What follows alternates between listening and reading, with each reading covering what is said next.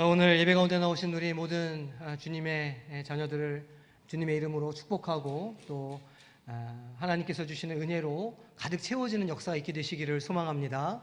또 오늘 우리의 말씀을 통해서 예배를 통해서 얻으신 힘과 용기를 가지고 한 주간 세상에서 살아갈 때에 하나님께서 주시는 은혜를 날마다 경험하게 되는 역사를 만나시기를 소망합니다. 먼저 우리 어린이 설교 영상 먼저 보고 시작하겠습니다.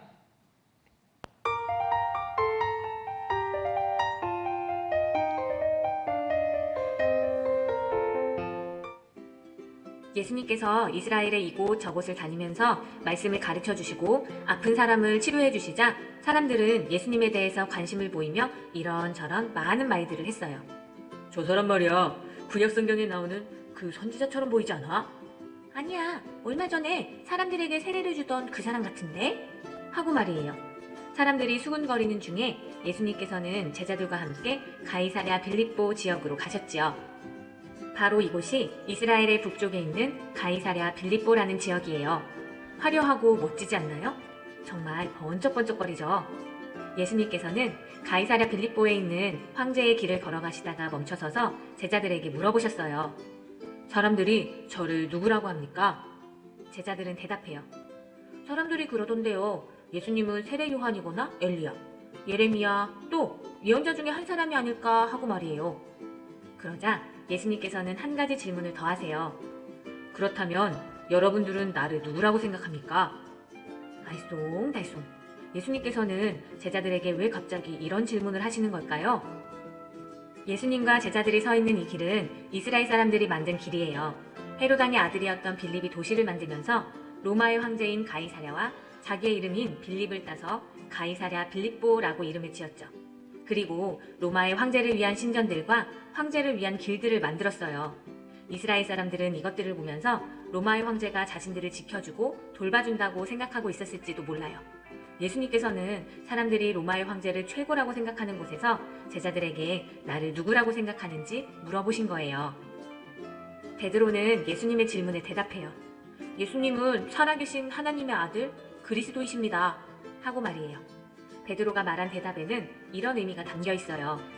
예수님, 이스라엘을 지배하는 로마의 황제의 길에 우리가 서 있더라도 저는 예수님뿐입니다. 예수님만이 저와 온 세상의 주인이시며 예수님만이 세상을 구원할 구원자입니다. 예수님께서는 베드로를 칭찬하세요. 그리고 하나님께서 베드로에게 그것을 알려주셨다고 말씀하시면서 한 가지 비밀을 알려주셨어요. 예수님께서 온 세상을 위해 고난을 당하시고 십자가에서 죽임을 당하신 뒤에 부활하신다고 말이에요. 어쩌면 우리도 일주일에 한 번씩 교회에 다니기 때문에 우리가 믿는 예수님에 대해서 잊어버릴 때가 많은 것 같아요.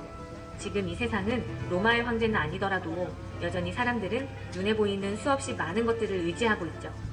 그렇지만 말씀을 듣는 우리 모두는 꼭 기억하면 좋겠어요. 예수님만이 우리의 구원자시라는 걸요. 교회에서뿐만 아니라 우리가 살고 있는 집에서도, 학교에서도, 혹은 우리가 걸어다니거나 차를 타고 다니는 길에서도 이렇게 고백하면 좋겠어요. 예수님은 우리의 주님, 우리의 구원자입니다. 이렇게 고백하는 사람에게 예수님께서 칭찬과 함께 더 많은 예수님의 이야기들을 알려주실 것 같네요.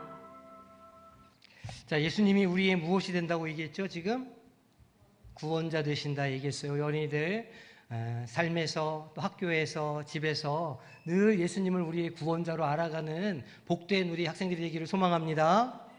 그림판 주세요. 이제 어린 설교하겠습니다. 명절이 되면 여기저기 다니실 일들이 많으시죠. 다니실 때 조심히 잘 사고 안 나게 다니시기를 부탁드립니다. 이게 이제 여행을 이렇게 하다 보면 이걸 어떻게 만들었나 이렇게 생각이 드는 건축물들을 우리가 볼 때가 있습니다. 장각에, 중국의 장각에 가보시면 이 깎아지른 절벽 중간에 길을 냈습니다. 어떻게 저기에 저런 길을 냈나 싶을 정도로 아주 아찔한 곳에 길을 냈다는 것이죠. 그래서 거기를 가보면 참 사람이 대단하다, 이제 이런 생각이 들게 됩니다. 또 이 석회 절벽을 궁전으로 만든 요르단의 페트라도 그렇습니다. 밑에 보시면 조그맣게 있는 점들이 사람이에요. 얼마나 거대한지를 아실 수 있는데 이걸 어떻게 지은 것이냐면 그 정과 망치를 가지고 절벽을 깨서 만들어 놓은 겁니다. 속으로 파고 들어간 거예요.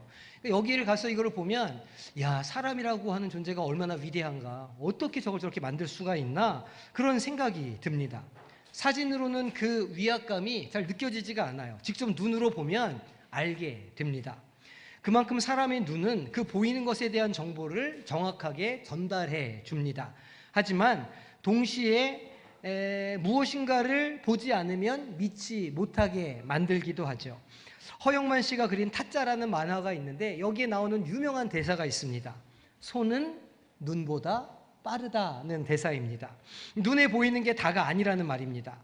예수님께서는 옆구리에 내가 손가락을 넣어봐야 예수님을 믿겠습니다 라고 하는 도마에게 자신의 옆구리를 내어주시면서 그렇게 말씀하셨습니다. 예수께서 이르시되 너는 나를 본고로 믿느냐, 보지 못하고 믿는 자들은 복되도다, 이렇게 말씀하셨습니다. 우리가 잘 아는 찬송가 305장 나 같은 죄인 살리신이라고 하는 찬송가는 존 뉴턴이라고 하는 사람이 작사 작곡한 곡입니다. 존 뉴턴은 자신의 노예 상이었던 과거를 돌아보면서 얼마나 내가 큰 죄 가운데 있었고 내가 죄인이었는가 그렇게 찬양합니다. 그럼에도 불구하고 하나님의 은혜로 인해서 내가 구원을 받게 되었구나, 이렇게 찬송합니다. 이 찬양의 가사를 보면 자신의 영적 상태가 잃어버린 자였지만 이제 찾은 자가 되었다, 이렇게 노래하고 있고, 또 내가 눈이 멀었던 자였지만 이제는 볼 수 있게 되었다 말합니다. 우리의 한국 찬송가에는 광명을 얻었다라고 기록하고 있습니다.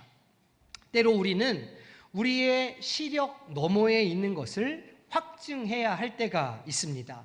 우리는 이것을 믿음이라고 부르죠. 믿음은 바라는 것들의 실상이요 보이지 않는 것들의 증거라. 히브리서 11장 1절은 우리에게 말합니다. 우리가 읽지는 않았지만 오늘 본문의 바로 앞 단락에서 한 보지 못하는 맹인이 예수님께로 이끌려 왔습니다. 그를 데려온 사람들은 예수님께 치유를 간청했죠. 예수님은 그를 치유하시기 위해서 독특한 행동을 하십니다. 그 남자의 눈에 침을 뱉으셨습니다. 실은 마가복음을 보면 예전에도 가끔씩 침을 사용하실 때가 있습니다. 청각장애인과 언어장애인을 치유하셨을 때에도 침을 사용하셨죠. 그리고 나서 예수님이 물어보십니다. 무엇이 보이느냐? 그런데 놀랍게도 그 남자의 시력이 조금씩 돌아오기 시작했습니다. 예수님은 다시 그의 손에 손을 얹으셨습니다. 그렇게 하자 마침내 맹인의 눈이 완전히 열리고 시력이 회복되어서 모든 것을 제대로 보기 시작했습니다. 이 맹인은 인생의 어떠한 연약함 혹은 실수와 잘못들, 죄로 인해서 시력을 잃었을 것이지만 예수님은 이러한 타락의 결과를 되돌리는 분으로 우리에게 오셨습니다. 이 맹인의 치유는 예수님이 누구이신가를 드러내는 표징이 되었습니다. 무슨 말입니까? 이 맹인의 치유는 장차 이 땅에 더 이상 눈먼 자들이 없을 것을 예고하는 것입니다. 요한계시록 22장 3절과 4절은 이렇게 말씀합니다. 다시 저주가 없으며 하나님과 그 어린 양의 보좌가 그 가운데에 있으리니 그의 종들이 그를 섬기며 그의 얼굴을 볼 터이요 그의 이름도 그들의 이마에 있으리라 합니다. 우리는 모두 예수님을 보게 될 것입니다. 그 종말은 우리 모든 인생에게 다가올 것이 분명하기도 합니다. 비록 우리가 이 땅 가운데에서 영안을 제대로 뜨지 못하고 세상의 좋은 것만 쫓아가며 살며 실수할지라도 예수님께서 우리의 구속자 되시며 그 구속자가 살아계시기 때문에 우리가 영원한 것을 보게 될 것임을 성경은 말씀해주고 있는 것입니다. 그리고 오늘 본문이 이어지고 있습니다. 예수님은 벳세다를 떠나서 제자들과 함께 북쪽에 있는 가이사랴 빌립보를 방문하셨습니다. 이곳은 헐몬산 밑에 위치하고 있는 고원지대입니다. 그래서 한여름에도 선선했기 때문에 로마 제국에 있는 많은 사람들이 휴양지로 이곳을 개발하기도 했습니다. 덕분에 이곳에는 로마 황제를 숭배하는 신전과 판신을 숭배하는 거대한 신전이 세워지게 되었죠. 물론 지금은 그 흔적만이 남아있을 뿐이지만 당시에 눈에 보이는 강력한 권세인 로마 황제와 판신전을 보는 것만으로도 세상이 어떻게 돌아가고 있구나라는 것을 알게 해주는 그런 장소였습니다. 마가복음이 묘사하고 있는 이 여행은 그저 단순한 여행이 아닙니다. 많은 주석가들은 이 마가의 여행을 일종의 제자도에 대한 이미지로 이해합니다. 실제로 오순절 성령 강림 사건 이후로 기독교 신앙은 그리스도의 즉 길로 알려지게 되었습니다. 신앙은 일종의 여행이기 때문이기도 하죠. 그렇게 길을 가시면서 예수님은 가이사랴 빌립보에 있는 신전 앞에서 그들에게 간단한 질문을 하셨습니다. 이 질문은 마가복음의 핵심 주제이기도 합니다. 사람들이 나를 누구라 하느냐 하는 것입니다. 마가는 마가복음을 처음 시작하는 1장 1절에서 이미 정의를 내리고 시작했습니다. 하나님의 아들 예수 그리스도의 복음의 시작이라. 우리는 예수님이 누구이신가에 대한 답을 이미 알고 있죠. 적어도 알아야 합니다. 하지만 그 시점의 제자들은 자신들의 그 여행에서 이 마가의 목소리를 들을 수는 없었을 것입니다. 그랬기 때문에 4장 마지막에 가면 예수님께서 폭풍을 잠잠케 하셨을 때 제자들은 서로 물어보았던 것입니다. 아니, 이분이 누구이기에 바람과 바다도 순종하는가? 예수님의 정체성은 마가복음에서 계속 점차적으로 밝혀집니다. 그리고 오늘 본문의 이 구절은 주님의 정체성을 드러내는 전환점이 됩니다. 예수님은 물으셨습니다. 사람들이 나를 누구라고 하느냐? 그 거대한 이방 신상 앞에서 제자들은 예수님이 누구이신가에 대해서, 보이지 않는 하나님의 나라에 대해서 고민하기 시작했습니다. 어떤 사람들은 요한이라고 하기도 했고, 어떤 사람들은 엘리야라고 대답했으며, 어떤 사람들은 그가 구약의 선지자 중에 하나일 것이다 라고 말한다고 대답합니다. 그들은 아직 뭘 제대로 보지 못하는 영적인 맹인이었던 것이죠. 예수님께서는 이 답변을 들으시고 정말 중요한 질문을 다시 하십니다. 그러면 너희는 나를 누구라 하느냐? 베드로가 나서서 모든 사람을 대신해 말합니다. 주는 그리스도이십니다. 그렇습니다. 지금 베드로의 영안이 막 열리기 시작했습니다. 그 거대한 신전 앞에서 눈에 보이는 것이 아니라 보이지 않는 영혼에 대한 상상력이 드디어 발휘되기 시작했습니다. 주는 그리스도십니다. 무슨 말입니까? 그리스도는 메시아라고 하는 히브리어의 그리스어 번역입니다. 그리스도는 메시아를 의미하고 메시아는 하나님의 기름 부음을 받은 자를 뜻하는 말이죠. 메시아는 구약에서 이스라엘 백성을 구속하기 위해 올 것으로 약속된 분이셨습니다.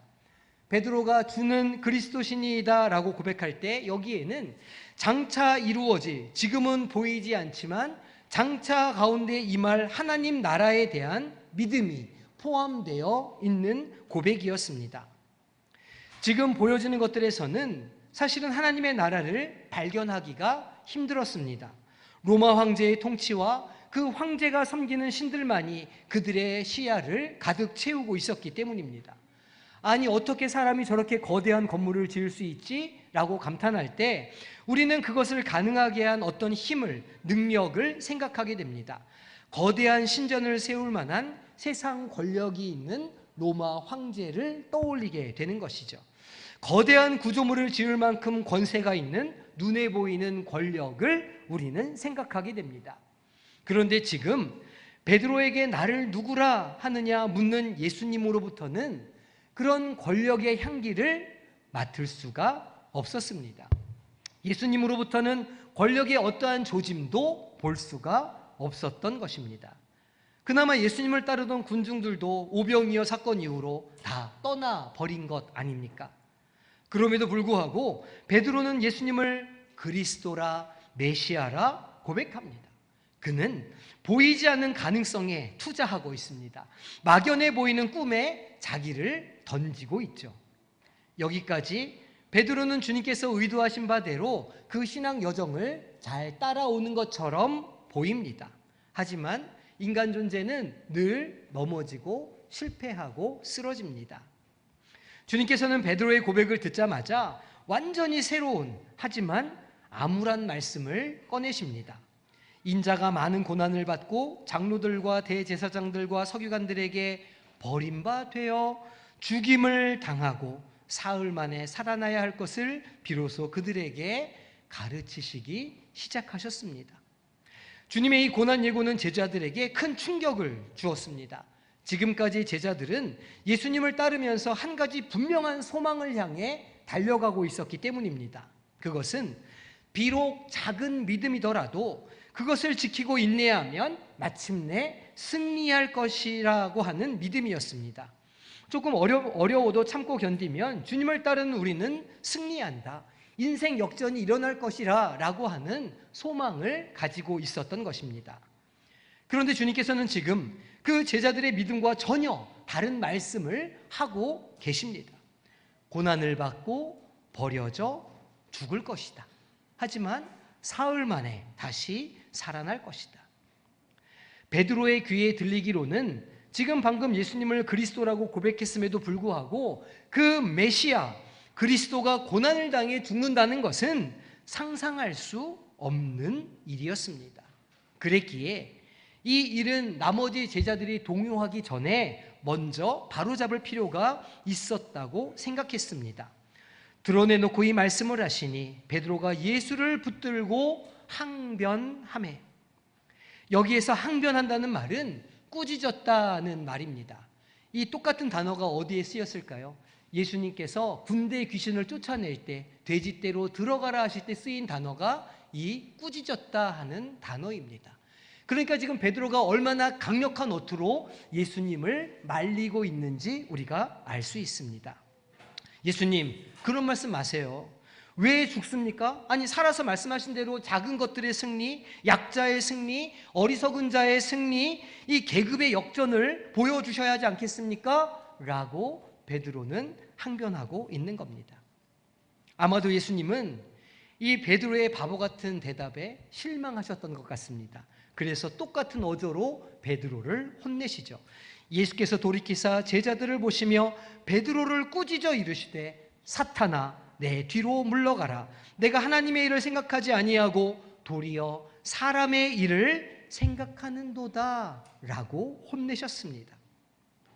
베드로는 지금껏 예수님을 따르는 신앙 여정에서 사람의 일을 바라보며 행했다는 것이 예수님의 평가였습니다. 너무 박한 평가 아닙니까? 주님이 말씀하신 사람의 일이 무엇일까요? 베드로가 가졌던 사람의 생각은 눈에 보이는 어떤 큰 성공을 하자는 것이 아니었습니다. 돈을 많이 벌어보자는 것도 아니었죠. 예수님의 대중적인 인기를 더 끌어모아보자 그런 것도 아니었습니다. 그저 다만 지금의 이 미약함을 인내하고 그리고 믿음을 가지면 그래도 예수와 그 제자들 그 도를 조금 인정받을 수 있지 않을까 하는 작은 기대였습니다.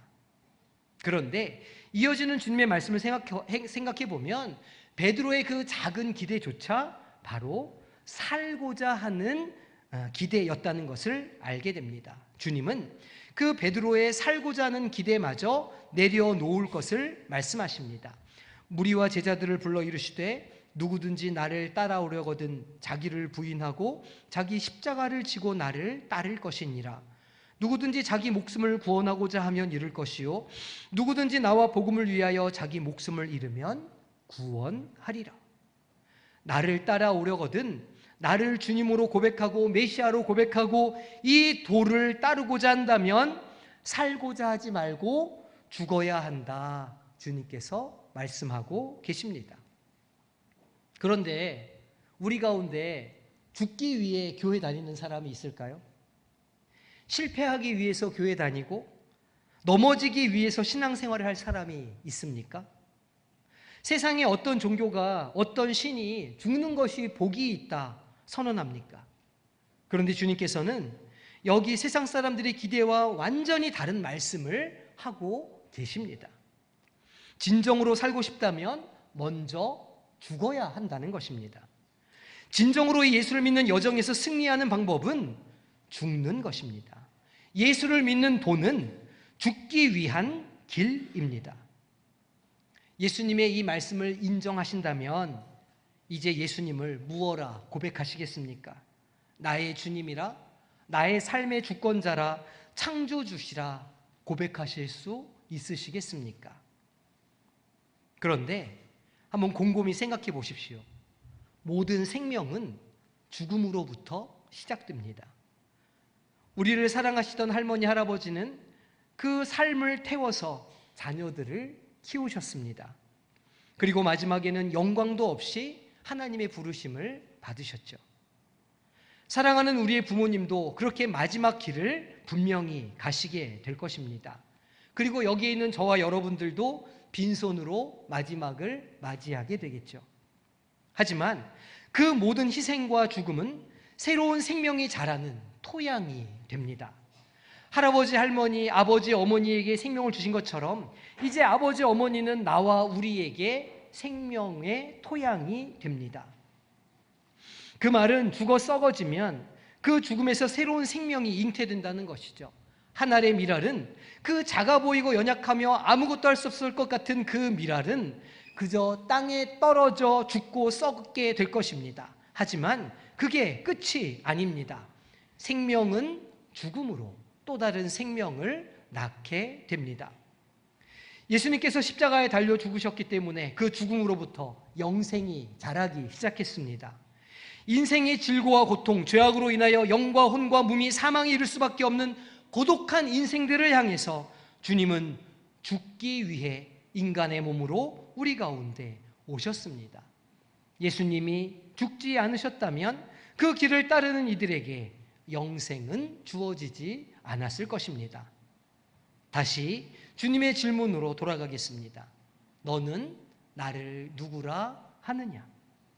이 질문은 나를 따르려거든 자기를 부인하라는 말씀이고, 나를 따르려거든 십자가를 지라는 것이고, 신앙의 길을 가려거든 한 알의 밀이 땅에 떨어져 죽어 썩는 것처럼 그 삶에서 죽어 썩으라는 말씀입니다.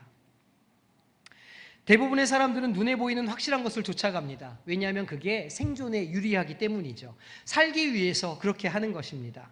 마치 가이사랴 빌립보 거대한 황제의 신상과 판신전의 거대함을 추앙하는 것처럼 눈에 보이는 권력과 권세, 물질을 추앙하며 살아갑니다. 숫자로 바꿀 수 있는 모든 것을 쫓죠. 통장의 잔고, 주식의 가치, 건물의 면적, 자격증의 등급과 점수, 건강 지수 등등을 쫓아갑니다.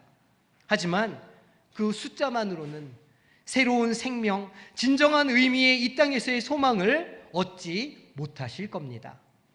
인생의 진정한 기쁨과 만족은 실은 나로 인해서 나의 자녀들이, 내 이웃들이, 내 가족들이 행복을 발견하게 되고 구원을 얻으며 생명력을 갖게 될 때 찾아오게 되기 때문입니다. 비록 베드로가 잘 나가다가 잠시 삐끗했지만 주님께서는 그 제자들을 그 길로 끝까지 갈 수 있도록 인도하시고 도우시는 분이십니다. 마치 맹인의 눈을 차츰 뜨게 하신 것처럼 그 제자들의 영안이 점차 열려가도록 그 영적인 것을 보고 영원한 것을 바라볼 수 있도록 조금씩 그 눈을 뜨게 해 주신다는 말입니다. 우리를 향해서도 마찬가지죠. 자꾸 우리의 시선이 크고 좋아 보이는 것들을 향하고 손에 잡히는 확실한 어떤 것을 의지하려고 하는 마음이 들 때가 있습니다. 그러다가 주님으로부터 손을 놓치고 세상을 바라보게 되고, 그래서 우리는 때로는 만족감이 없는 삶에, 공허하고 허무한 삶에 맞닥뜨리기도 합니다. 그럴 때에도 주님은 우리를 기다리신다는 사실을 분명히 기억하시기를 소망합니다. 때론 내가 사람의 일을 생각한다 이렇게 책망하시면서 우리를 생명길로 가도록 인도해 주시고 마침내 우리 눈이 영광의 주님을 바라볼 수 있도록 우리를 끝까지 인도해 주시는 줄로 믿으시기를 소망합니다. 가족들이 다 모이는 이 추석 명절에 자녀들은 부모님의 그 희생에 대해서 깊이 감사하시기를 바랍니다. 부모가 되보셔서 아시지 않습니까? 그 희생이 어떠한 것이었는지 말이죠. 이제 또 부모님들은 자녀들의 삶에 주님이 주시는 기쁨과 감사가 넘치시기를 축복하고 간구하시기를 바랍니다. 무엇보다 우리 인생의 가치가 자꾸 살고자 하는 데서 찾아지는 것이 아니라 죽을 때 찾아진다는 것, 이 놀라운 영적인 진리를 자녀들에게 잘 알려주시기를 부탁드립니다. 그래서 우리 가족 구성원 모두가 이 진리의 길, 생명의 길, 주님 가신 길을 걸어가서 구원에 다다르며 참 만족과 참 기쁨과 참 행복을 다 받아 누리는 복된 가정들 되시기를 주님의 이름으로 축원합니다.